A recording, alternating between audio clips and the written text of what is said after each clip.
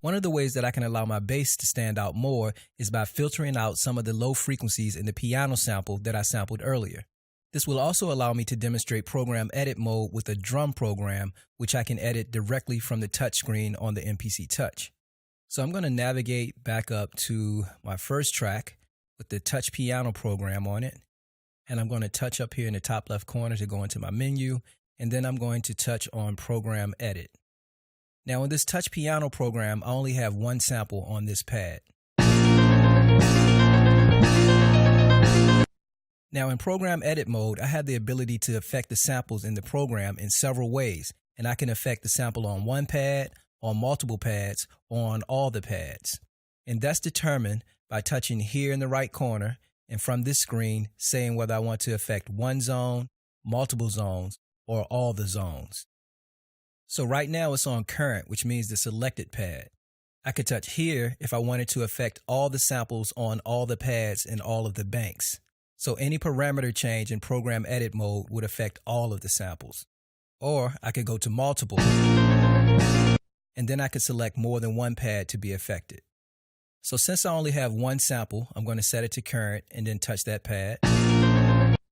So I'm going to touch close, and now anything I do only affects this pad. And it doesn't really matter because there's no other sounds on the other pads. And at the top of the screen, you'll see it says pad A01, letting you know that is the pad that's being affected. I am going to go to the bottom of the screen and I'm going to touch where it says filter envelope. And the type of filter that I want to choose is a high pass filter. Now, there are several ways I can change that filter type.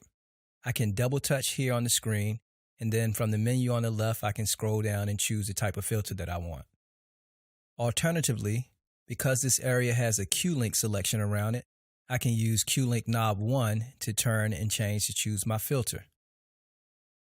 And once my filter is set, then I can use Q-Link knob 2 to adjust my cutoff for that filter.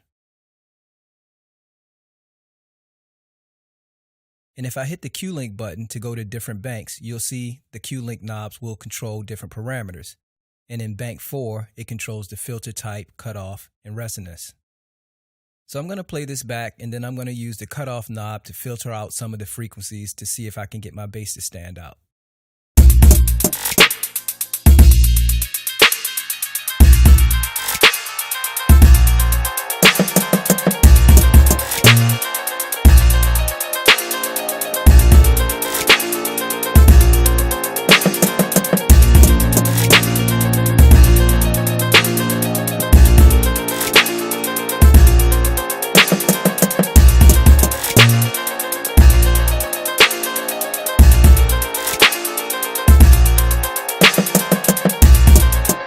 Now, if I wanted to add resonance, I could turn this knob here, and then the knob at the top would allow me to adjust the filter envelope, which would allow me to affect the filter over time if I had that set up.